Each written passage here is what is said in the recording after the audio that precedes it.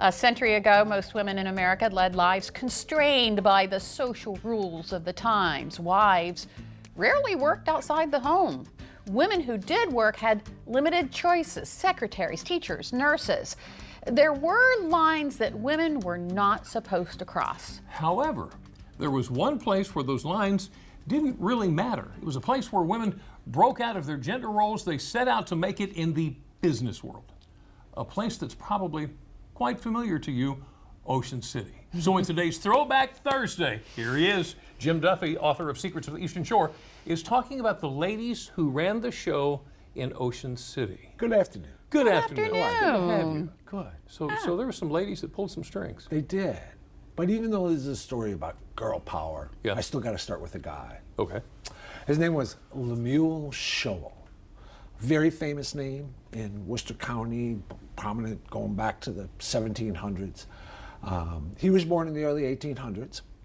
And when it got to be like Civil War times, he inherited $250,000 from his rich father, which would be $5 million. Oh. He decides he wants to build a resort by the ocean, and he's part of a big group that's trying to create this place that becomes Ocean City. And he actually played a good role in doing that. He invested in railroads, he invested in the famous Atlantic Hotel, and so things worked out for the city, but for him, not so much. He had some bad luck with his investments, he had a good heart, he loaned money to friends who never paid him back, gave these big donations to charity. 1879, bankrupt, broke. And he kind of disappears from the history books, almost like he gave up on life after that. Wow. But he made one investment in life that really paid off for him, and that was marrying Annie Showell. She also came from a pretty prominent, rich family, and she had the good fortune to have some land down in North Carolina that was only in her name, so it didn't get caught up in the bankruptcy. Okay. She sells that land and she parlays it into buying some land in Ocean City, and she is the first woman to build a hotel there. And then she parlays that into another hotel, and that's kind of the very first step in this period that you're familiar with, that you've heard about, and a lot of viewers probably have. It's called the petticoat regime. The petticoat regime. So she was kind of like the Pied Piper that led the way Almost into the the matriarch. petticoat regime. Yeah. Okay. So she led and others followed. Others follow. Okay. We're going to put a pause. We're going to press pause here. I can't keep going? No, No. not right now. Oh. I thought you were kicking me out. No. No, not yet. No. We got to pay some bills, All right. and then we'll be back. All right. Because we want to learn more All right. about the petticoat regime. All right. All right. All right. Stick around. DelmarvaLife will be right back.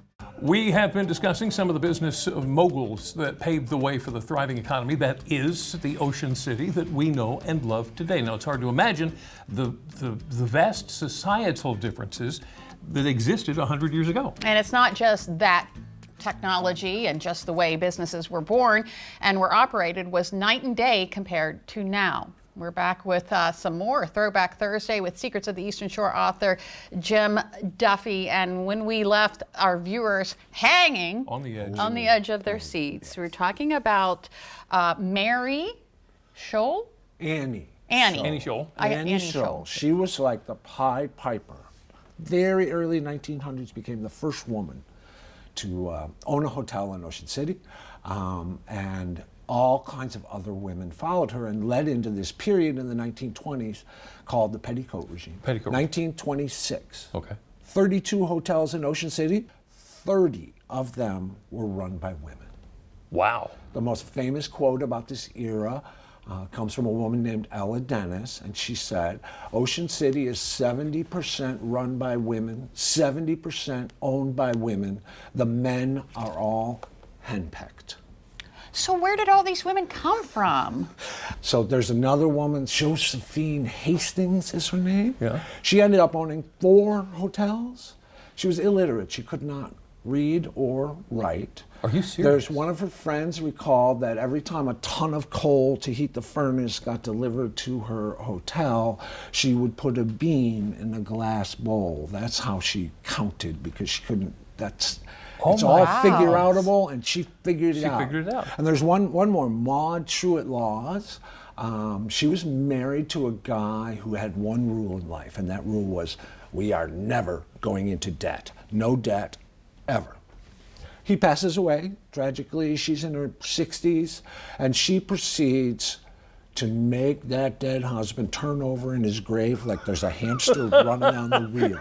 But she takes out loan after loan after loan. She buys one apartment complex, she buys another apartment, She's still buying apartment complexes at the age of 91. Wow. Her motto in life, later life, after her husband, as Rule, passed away, was, bite off more than you can chew, and then chew like hell. Oh my goodness. And it worked.